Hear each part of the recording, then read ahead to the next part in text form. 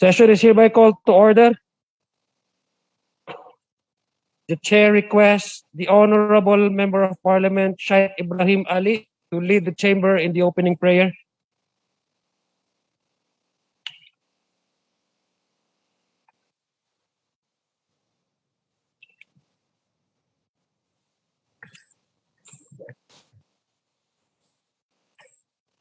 Bismillahirrahmanirrahim. Amin ya Rabbal Alamin. Alhamdulillahi Rabbil Alamin. Ar-Rahmanir-Rahim. Maliki Yawmiddin. Iyyaka na'budu wa iyyaka nasta'in.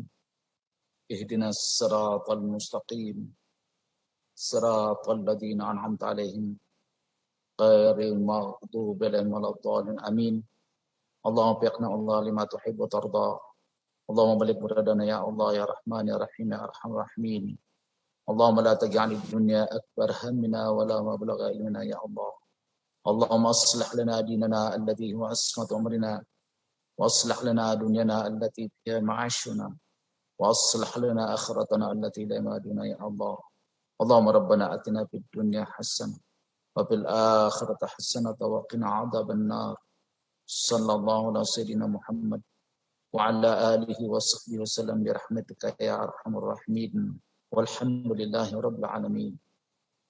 Please remain standing for the Philippine National Anthem and the Bangsamoro Hymn. Mga kababayan, ang pambansang awit ng Pilipinas. Kayang magiliw, telas ang silangalan, alam ng puso, sa titik mo'y buhay. Upang hinirang, kuyagan ang magiting, sa mandulupin, di ka pasisingil, sa nagagang tutok sa simoy at sa langit ang bangaw, ay ginatang tulad, awit sa pagkayang minamahal, ang isang ng matawad mo'y tagumpay na nag-iingin, ang bituin at araw niya kailan pang ay di magdidinig. Luman ang araw ng walhaging pagsinta, buhay langit sa piling mo. Ang inigaya na pagkay mga amin, ang mamatay ng dahil. Recording in progress.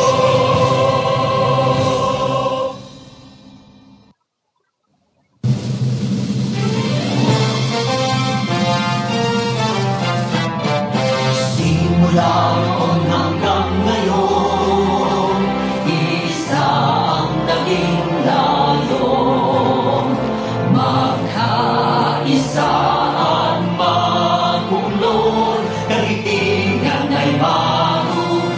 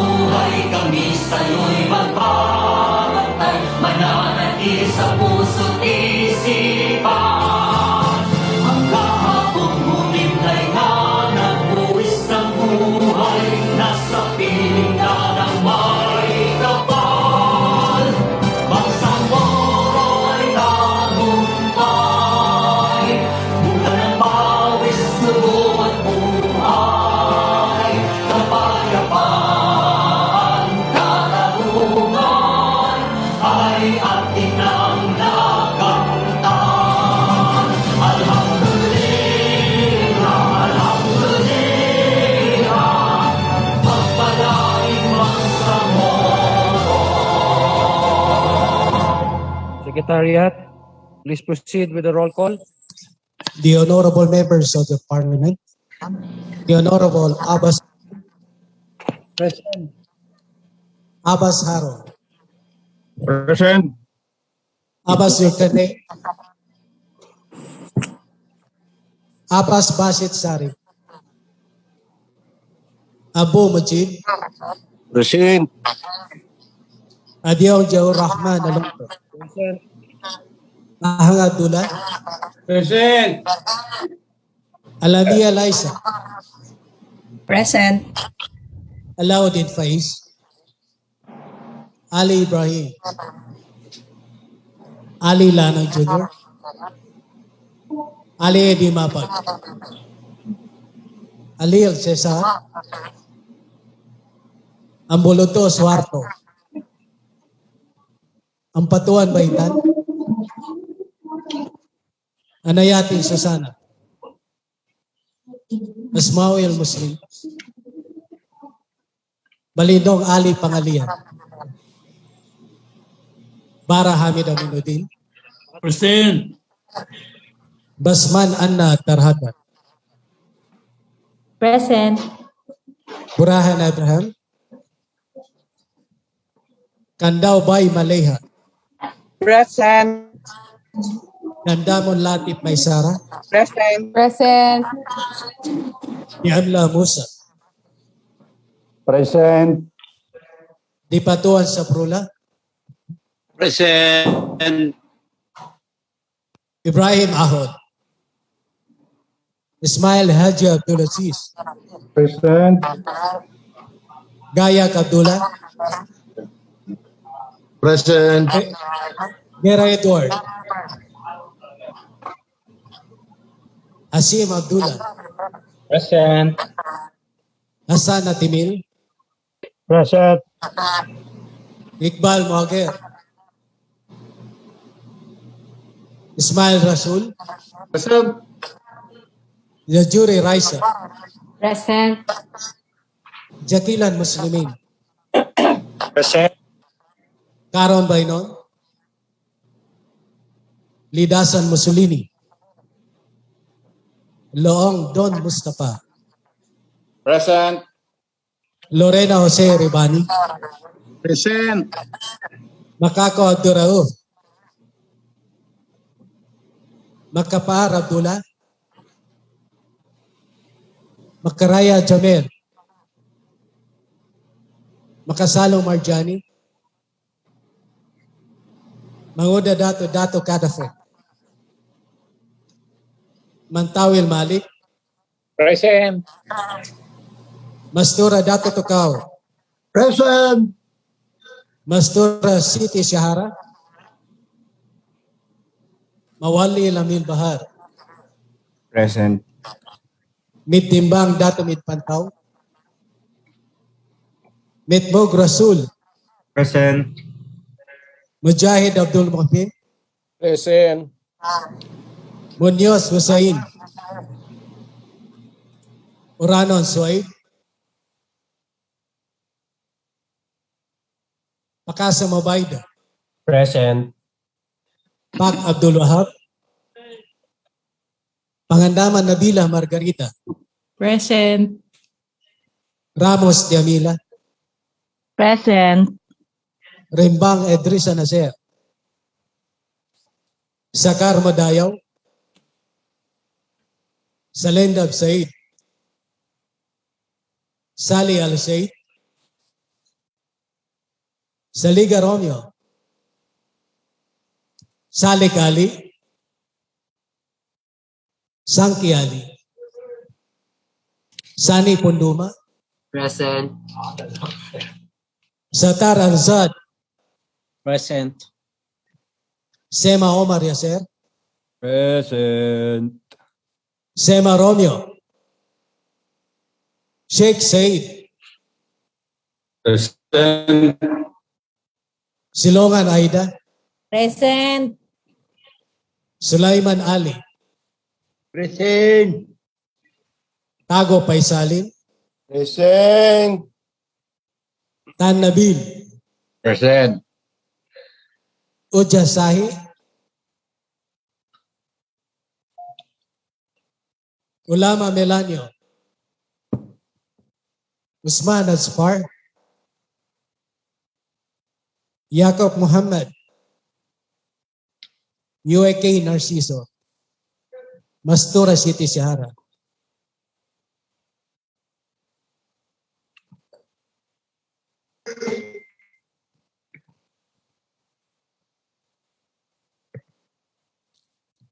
Mr. Speaker, on the basis of the roll call, out of these 79 members of the BTA Parliament, 20 physically responded to the call and 41 members of the Parliament responded via Zoom.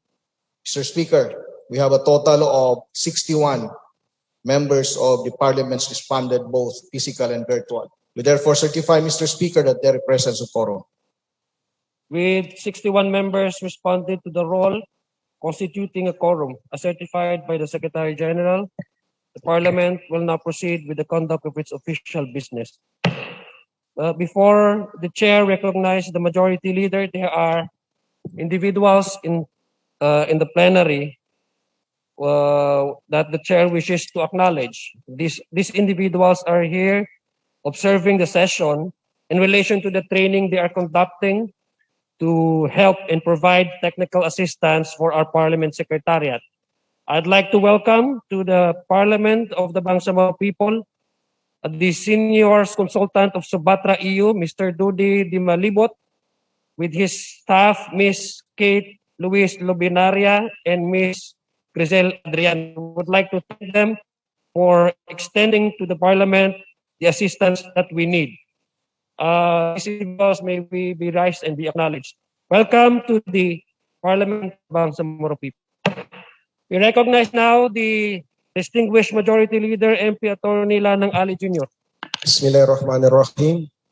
To the Honorable Speaker of the Bangsamoro Parliament, Honorable Attorney Ali Pangalian Balintong, to the Deputy Speaker and Presiding Officer, Honorable Zia Lonto Adjong, and all members of the Parliament, both in physical and those in Zoom, visitors, Assalamualaikum warahmatullahi wabarakatuh.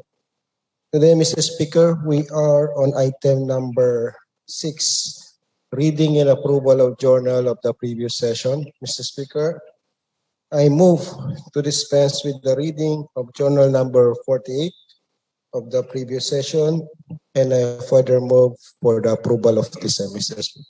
There's a motion. Second. There's a motion to dispense with the reading of the journal of previous session and to move further for the approval of the same. It has been seconded. Motion is approved. Mr. Speaker, we now on item number 7. May we request the Secretary General to read the first proposed resolution of the session. The Secretary General is requested to read PR number 9495, the title, including the names of the authors and co-authors. Yes, Mr. Speaker, on proposed resolution number 495 is entitled a resolution earnestly requesting the Bangsamoro government through the Ministry of Interior and Local Government to allocate fire trucks, aerial ladder, and equipments to each regional and medical center, provincial and district hospitals, and providing trainings and funds thereof within Bangsamoro Autonomous Region and Muslim Mindanao. Authored by the honorable members of the Parliament, Narciso UAK, Romeo Sema, Omar Yasser Sema, Datu Tukaw Mastura, AD Ali, Aida Silungan, Jamil Makaraya, Susana Anayatin, Zairahman Alonto Adjong, Laisa Alamia, Jose Lorena, Nabil Tan, Ubaida Pakasam, Aaron Abbas, Baintan Ampatuan. Authored by the honorable members of the Parliament, Ibrahim Ali and Ahmad I. Abbas. Mr. Speaker. Mr. Speaker, I move to refer this to the Committee on Interior and Local Government, Mr. Speaker. There's a motion to refer PR 495 to the Committee on Interior and Local Government. Is there any objection? Hearing none, PR 495 is hereby referred to the Committee on Interior and Local Government. May we request the Secretary General to read the next proposed resolution number 501, Mr. Speaker. Secretary General, please read the title of PR 501, including the authors and names of the authors and the co-authors.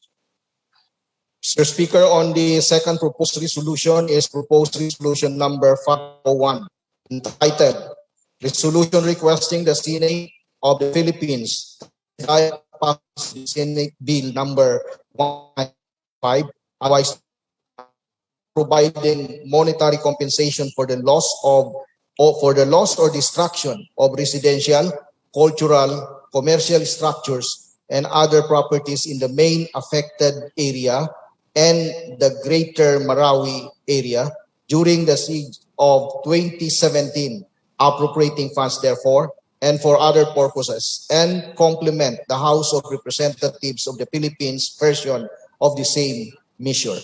Authored by the honorable members of the Parliament, Zair Rahman Alonto Adjong, Ana Tarhata Basman, Raisa Jajuri, Ubayda Pakasam, Amil Bahar Mawalin, Faisalin Tago, Rasul Mitmug Jr., co-authored by the honorable members of the Parliament, Bainon Karon, Hamid Aminuddin Bara, Musulini Lidasan, Musa K.S. Jamla, Zulkarnain Abbas, Don Mustafa Luong, Omar Yasser Sema, Nabil Tan, Jose Lorena, Laisa Alamia, Painan Ampatuan, Maisara Dandamon Latif, Idi Ali, Susana Anayatin, Aida Silungan, Kagafi Mangudadato, and Rasul Ismail.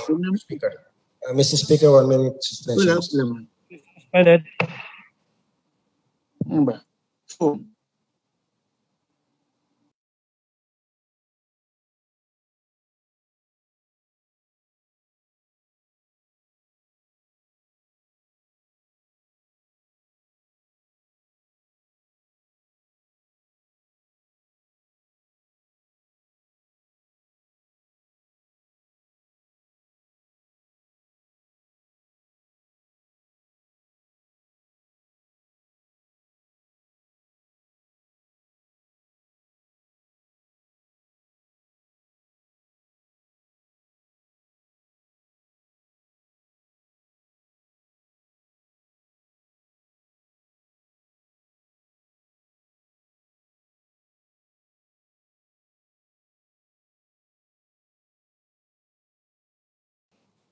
Majority Leader. Yes, Mr. Speaker, I move to treat this proposed resolution number 501 as simple resolution and be transferred to the Mr. Speaker. There's a motion to treat PR 501 as simple resolution and be transferred to the business for the day. Is there an objection? It has been seconded. PR 501 is hereby treated as simple resolution and shall be included in the business for the day. Yes, Mr. Speaker, may we request the Secretary General to read the next proposed resolution number 504. Secretary General, please read the title of PR 504, including the names of the authors and co-authors.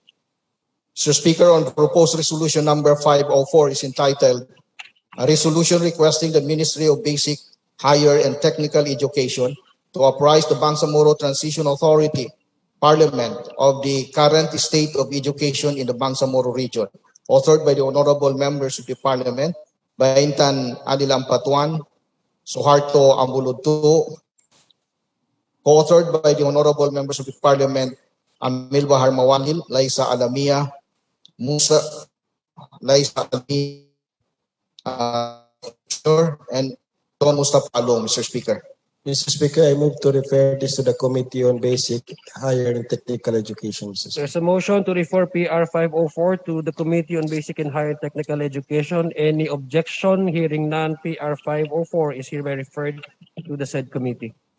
May we request the Secretary General to read the next proposed resolution number 506, Mr. Speaker. Secretary General is requested to read the title of PR 506, the names of the authors and co-authors.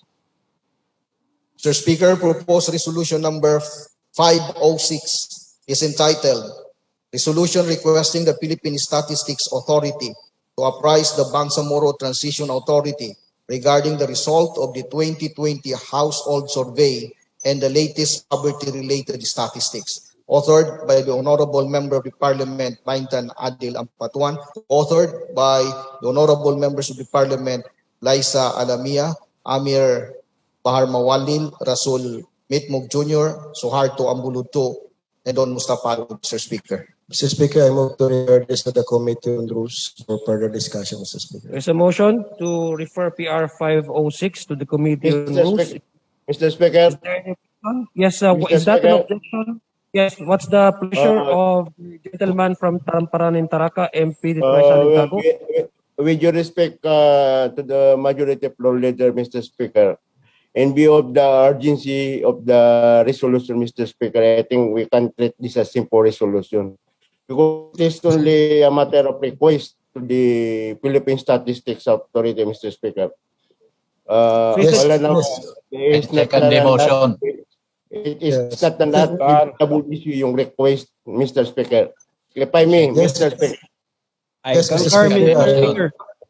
Yes, I support the observation of and manifestation of MP Paisalin Tago. However, there is the same resolution previously referred to the Committee on Rules of the same title, and the author of this proposed resolution is MP Rasul Mitmuk. And this resolution was already referred to the Committee on Rules. Kung gusto po ni MP Rasul Mitmuk na i-withdraw yung sa kanya, ito na rin yung i-discuss. Kasi author din siya dito sa resolution na ito. I can treat this as a simple resolution and be transferred for the business of the day. Well, I think just to give my piece of suggestion to the majority leader, Yes. I think a resolution either already referred to a certain committee, and once there is a resolution already pending before the plenary can act without prejudice to the earlier resolution that was already referred. Yes, So I believe we can tackle this should the majority leader heed to the request of the gentleman from Tamparan and Yes, Taraka. Mr. Speaker.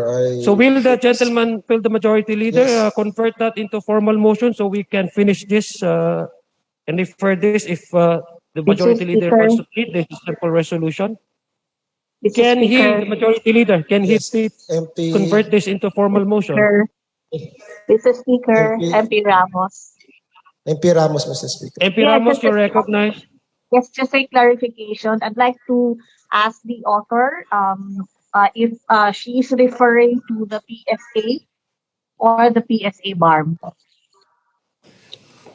We still have Yes. those questions will be entertained later on. Yes, Mr. First, there's a Then, Mr. request. Speaker, I withdraw my earlier motion, Mr. Speaker. Okay, so can you convert? I move to treat this as simple resolution and be transferred for the business of the day, Mr. Speaker. All right. So there's a motion. There's a motion to treat PR 506. Simple resolution. Withdrawing the earlier motion of the leader. It has been Second the seconded. motion. PR 506 is hereby treated as simple resolution and shall be included in the business for the day. Please continue, Yes, Majority Mr. Leader. Speaker, may we respectfully recognize MP Mr. Speaker. Jose Lorena. He would like to raise to his privilege and collective. Privilege. Yes, Mr. Speaker. The MP Lorena. Honorable Deputy Minister of the Ministry of Human Settlement, MP Attorney Jose Iribani Lorena is recognized. Tikan. Yes. Thank you, Mr. MP Speaker. Lorena. MP Lorena. Objection. Can you Thank you, unmute Mr. your- Speaker. What is the subject matter of the gentleman's rising on matter of personal and collective privilege? Is it connected with any pending legislation before the committees? No, this is not about pending legislation. This is about an innuendo which was raised in the Congress of the Philippines in the course of the interpellation last night, Mr. Speaker, All right. which alluded to this representation, Mr. Speaker. Okay, in that case, rising on the question of personal and collective privilege, the gentleman from Sulu, MP Jose Iribani Lorena, is granted by this Parliament 10 minutes to deliver his remarks. Thank you, Mr. Speaker. Bismillahirrahmanirrahim. Speaker Ali Pangalian Balindong, Majority Leader Lanang Ali Jr., Deputy Speaker and Presiding Officer Chair Rahman Adyon, paper bag. Minority Leader Liza Lamia, other Bakit mo Deputy na to? Speakers, present, Assistant Majority Leaders, dear colleagues, friends, ladies and gentlemen, Assalamualaikum warahmatullahi ta'ala wabarakatuh. I stand today in this hallowed hall of the Parliament on a personal and a collective privilege, a privilege that I have to exercise for truth and to right a wrong done against this representation and collectively against the BTA, an institution we support and continue to protect. Mr. Speaker, I was elated to know yesterday that the deliberation on second reading of the substitute bill calling for the postponement of the BARM election from 2022 to 2025 will be tackled by the House of Representatives. Indeed, last night, all of us must be happy as the bill is approved on second reading. Truly, one of the principal sponsors of the resolution calling for the extension of the transition period, my happiness is overwhelming. This, however, has been dampened by an incident that was done in the course of the deliberation of the substitute bill. I cannot let this to pass, for falsity can never be true, and an attribution wrongly stated is an injustice. Mr. Speaker, in the course of the deliberation, particularly the period of interpellation, the interpellation of the principal sponsor, Congressman Ismail Toto Manguda Datu, by the Honorable Deputy Speaker Mujib Hataman, the name of this representation was mentioned not only once, twice, thrice, but 5 times more. Legal, factual, and operational statements were attributed to this representation. Beforehand, allow me to state with conviction and for the record that if I have given or made statements either on point of facts or law, I will not recant or deny such statement, as it is not in my habit and in my character to withdraw a statement given even under a threat of harm to myself. I take every point I say as my personal opinion or a legal view. And as the others made pronounce, I always believe that I may not be believed, but I will stand with what I state. And I also believe that I may not believe in what people may say, but I will defend the right to say it. I begrudge no one. I begrudge no one for quoting me if it is done truthfully. Unfortunately, however, this representation had not met nor conversed with congressmen in the course of the deliberation of this House bill, much more Deputy Speaker Mujib Hataman in the course of this bill's deliberation, except on 2 occasions. This was done during the first joint congressional hearing of the bill, calling for the extension of the transition period. Here, I only presented the ratio of our resolution, calling for an extension, and in that joint meeting, there was no question propounded by anyone to this representation, much more Representative Mujib Hataman. During the second joint committee meetings of the bill, where this representation together with Speaker Balindong, DS Sema, DS Tan, and Deputy Majority Leader Tago participated virtually by Zoom from the house of Speaker Balindong. That was the time where there was a brief exchange between this representation and Deputy Speaker Mujib Hataman. It was on this occasion that this conversation as an exchange with DS Hataman The records will bear me out. The congressional records will bear me out.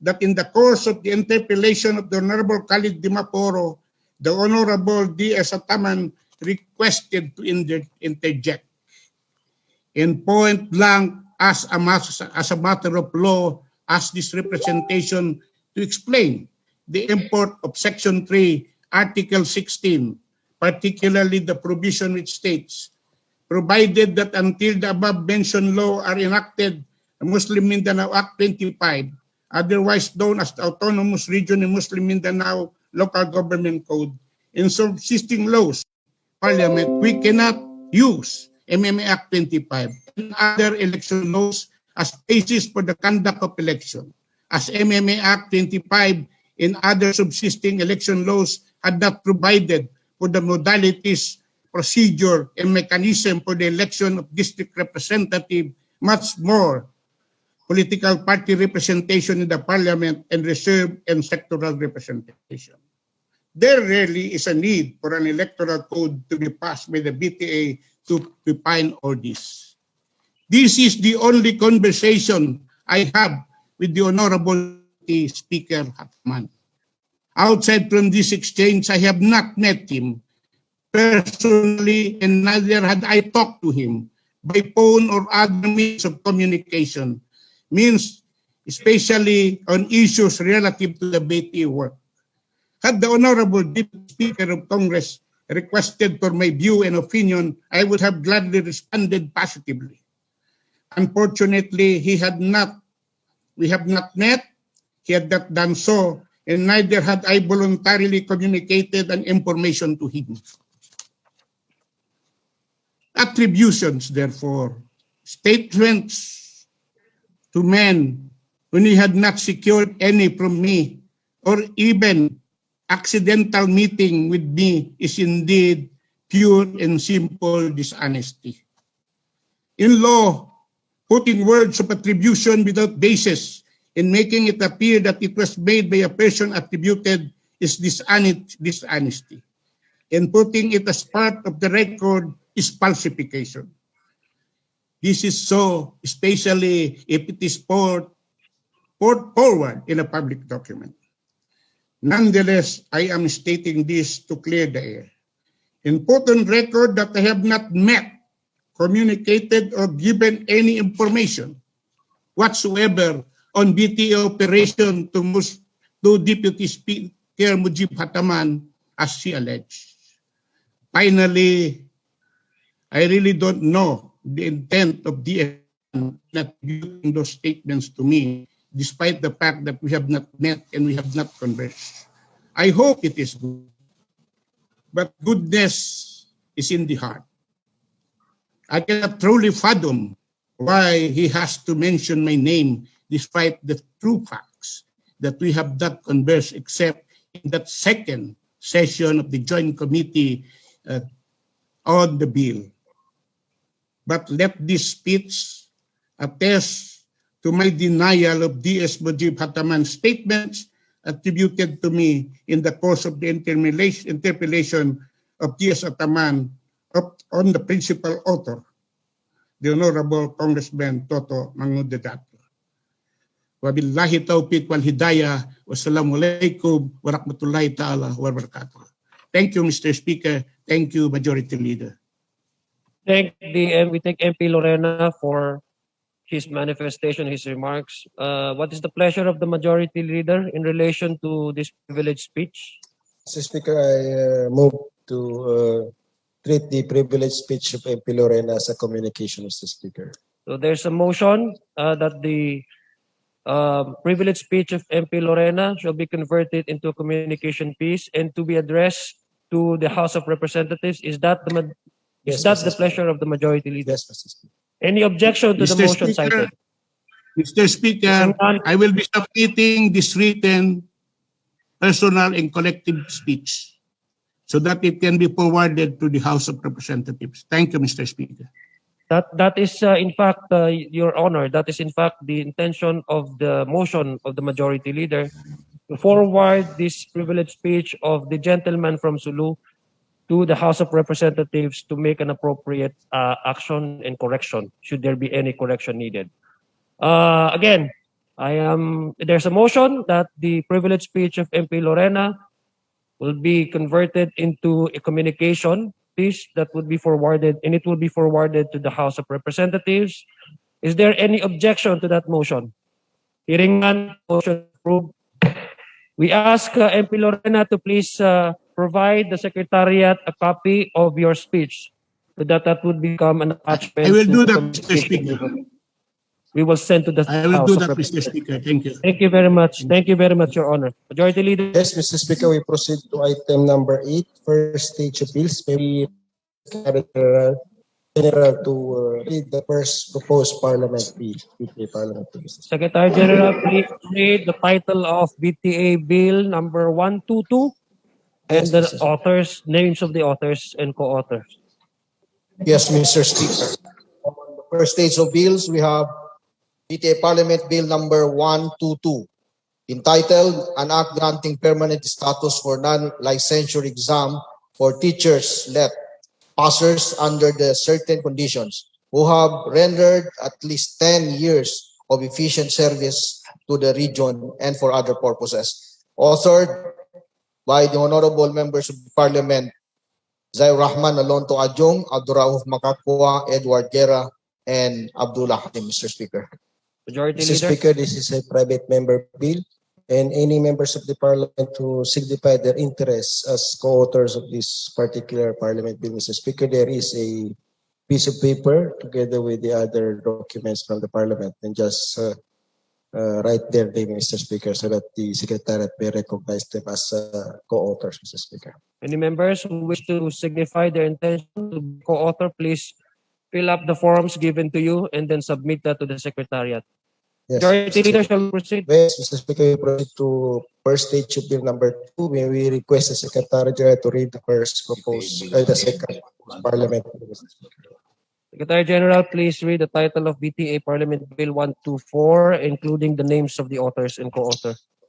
Mr. Speaker, on BTA Parliament Bill number 124 is entitled An Act Providing for the Bangsamoro Cooperative and Social Enterprise Code of 2021 for the Bangsamoro Autonomous Region and Muslim Mindanao, authored by the honorable members of the Parliament, Abdullah Aziz Ismail, Lanang Ali Jr., and Jamila Ramos, co-authored by the honorable member of the Parliament, Abdurrauf Makakwa. Mr. Speaker. Mr. Speaker, again, this is a private member bill, and the members of the Parliament who signify their interests as co-authors just fill up in the piece of paper that has been distributed before this session, Mr. Speaker. Thank you for that information. We proceed, Yes, Majority Mr. Leader. Speaker, we are on the second stage of bills.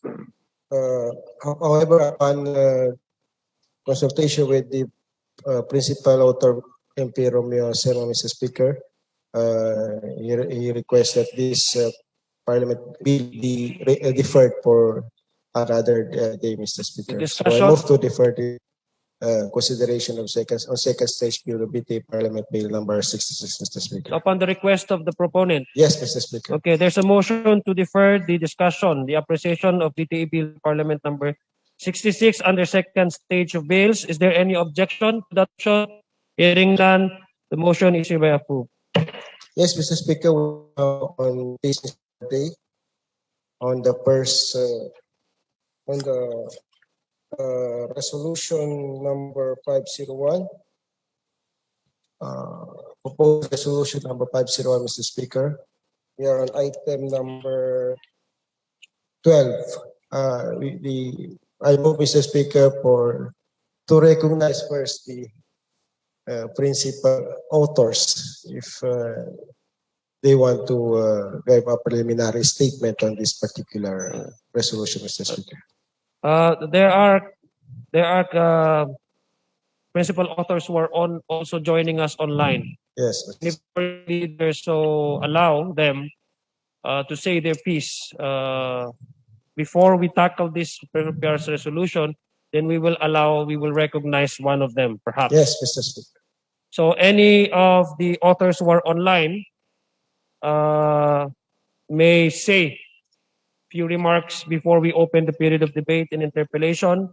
Besides this humble representation, Honorable Ana Tarhata Basman, Honorable Raisa Jajuri, Ubayda Pakasim, Abmil Bahar Walil, Honorable Attorney Paisalin Pitago, and Honorable Rasul Mitmag Jr. Perhaps Paisalin Tago, who is a native of Marawi, may say his piece before we open the period of debate and interpellation for the adoption of PR 501. Will the gentleman from Tamparan Tarakari heed to the request of this humble representation? Of course, Mr. Speaker, especially coming from the Deputy Speaker who is also from Marawi. Mr. Speaker, You're recognized. thank you very much, Mr. Speaker. Just a simple introduction of the mission, Mr. Speaker. The bill on the composition for the victims in the Marawi siege has passed on third and final reading in the House of Representatives. This resolution which seeks to request appeal to the members of the House of Senate to expedite a bill that was passed in the House of Senate in order that the composition bill can become a reality and be law to be signed by our president. Mr. Speaker, brief background, Mr. Speaker, if I may appeal that we pass immediately this resolution because it is timely, especially so as stated by the presiding officer a while ago.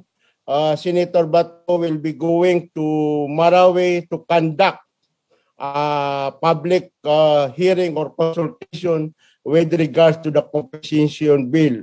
At tamang-tama po yun, Mr. Speaker, pag napasa natin itong resolution natin ngayon, the Deputy Speaker can present this resolution to Senator Bato mapabilis ang bill na naka-pending sa Senado. Pangalawa, Mr. Speaker, it is highly suggested. I get information from the civil society and other sectors in Marawi City that concerns with the development in Marawi City, that the House version that was passed in the Congress, House of Congress, in the House of Representatives is the best version. Dapat yun ang sundan with your respect ng ating mga senador na dapat yun ang the version of the House of Representatives that they will follow para hindi na magkaroon ng bicameral conference at maging batas na po ang composition bill nito dahil ito ay matagal nang hinihintay ng ating mga tao sa Marawi City at Lanao del Sur. So yun lang masasabi ko. Maraming salamat for giving me time, Mr. Speaker. Maraming salamat sa inyo lahat. I'm appealing to you for the passage of this resolution. Thank you very much. Assalamualaikum warahmatullahi wabarakatuh. Thank you, Your Honor. Yes, Mr. Speaker, I move to open the period of interpellation and debate. There's a motion to open the period of interpellation. Is there an objection? No objection. The period of debate interpellation is hereby open. Any member who wish to inquire on the content of this resolution? I believe there's Mr. no Speaker. Yes, Mr. Speaker. MP who's that? Mr. Speaker. Gentleman from Bubong is recognized. Please proceed. Thank you very much, Mr. Speaker. I move to close the interpretation of the resolution. There's a motion to close the period of debate interpellation. It has been seconded. Period of debate and interpellation is hereby closed. Mr. Speaker, I move to open the period of amendment. Period of amendment is hereby open. Any members? Mr. Speaker, I move to close the Mr. Speaker. Yes, before we I close move- that. A second the motion, Mr. Speaker. So there's a motion to close the period of debate and interpellation. It has been seconded. Period of debate and in period of amendments rather is hereby closed. Mr. Speaker, I move for the approval and adoption of the proposed resolution number 501, Mr. Speaker. There's a motion. There's a motion to adopt proposed resolution number 502. Has been seconded. Proposed resolution number 502 is hereby adopted. 501. 501. 501. I'm sorry. 501. Sometimes I get dyslexic. Yes, Mr. Speaker. Matanda ka na. Yes. Majority Leader. We proceed, Mr. Speaker, to consideration of PR number 506, Mr. Speaker. May we recognize the principal author if she is in the Zoom, Mr. Speaker? The principal authors, MP Engineer Bayintan Ampatuan. Is she online? MP Ampatuan?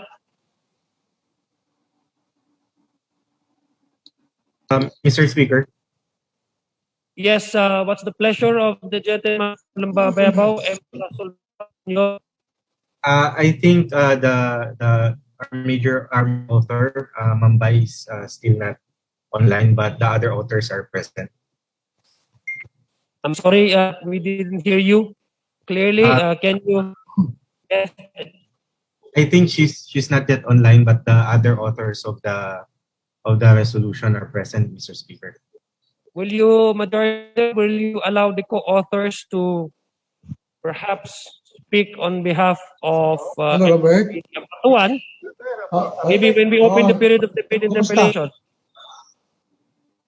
Mr. Speaker, on this particular issue, which I believe is an urgent solution, Mr. Speaker, allow Attorney Rasmus. Rasul Mitmag, please proceed. Thank you, Mr. Speaker.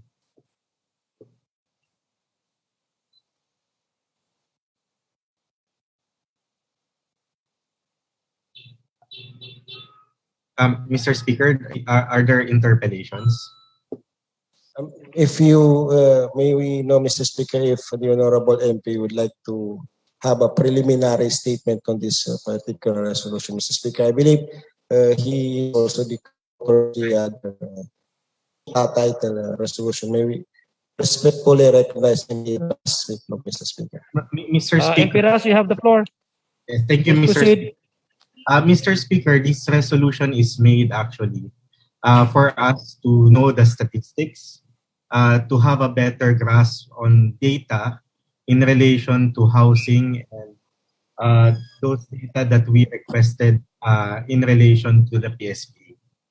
This would provide us a better grasp, especially the budget season is coming, how to prioritize our budget on this matter, Mr. Speaker. So if the PSA through the PSA BARM will provide us time and explain this to us, then it would be easier for everybody, and we have a better understanding based on data, based on evidence, on what we are addressing, Mr. Speaker. That's all.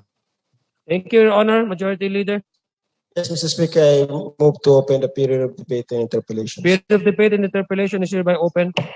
Yes, we recognize the gentleman from Maguindanao, MP Romeo Saliga.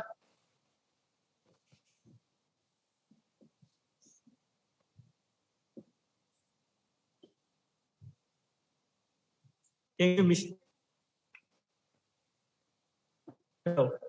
Okay. Thank you, Mr. Speaker. I have some clarification with the proponent if he is willing to answer some, Mr. Speaker. Yes, MP Ras. Please proceed, yes, MP Romeo. Yes, if you remember, Mr. Speaker, this representation also submitted a resolution concerning some data regarding ethnic aggregated information. As you know, Mr. Speaker, we also need this, especially with our Ministry of Indigenous Peoples, to have at least a clear data on as far as population of non-Moro IPs or indigenous peoples are concerned. if it is included is in this resolution among the information that we need to be clarified from the PSA, Mr. Speaker. Speaker. Mr. Speaker. Please, MP Ras, have the floor. I'm sorry. We are Please still under. also Yes. be mindful. Who's that? The minority leader? Our other Sorry. Oh, yeah. MP Bayintan, ang patuan, principal author. So, MP Ras, would you Yes, I step would aside? yield the floor Would for you willing to today. allow the principal Yes, author to respond to those questions? Thank you. MP Bayintan, ang patuan, please proceed. Thank you very much. First of all, I would like to ask apology for the late reply. I was mobile from General Santos City, just arrived. So, but anyway, I heard the last question of MP Saliga, whether the ethnicity population is included. I believe that ethnicity is part of the census data that was generated by PSA, and therefore we can request also that it will be specifically included in the request. Thank you, Mr. Speaker. I think it's loud and clear, and I'm very much appreciate the response of our proponent. Thank you. Thank you, MP Romeo, Majority Leader. Yes, Mr. Speaker, I move to close the period of interpellation and debate. As a motion to close the period of debate and interpellation, is there any objection? Hearing none, the debate and interpellation is hereby closed. Mr. Speaker, I move to open the period of amendment. Period of amendment is open. Any members? Mr. Speaker, I move to close the period of amendment. Period of there's a motion to close the period of amendment. Any objection? Hearing none, period of amendment is hereby closed. Mr. Speaker, I move for the adoption and approval of proposed resolution number 5066. There's a motion to adopt PR resolution number 506. It has been seconded. Proposed resolution number 506 as introduced by MP Bayintan Adilang Patuan is hereby adopted. Majority Leader. Yes, Mr. Speaker, there being other matters, I move to open this session, Mr. Speaker, until tomorrow. Is there any manifestation from the members online? Hearing none. Session is suspended until tomorrow at 1:30. Mr. Speaker, adjourn. Session is adjourned until tomorrow at 1 o'clock in the afternoon. Thank you very much. Assalamualaikum warahmatullahi taala wabarakatuh. The fastest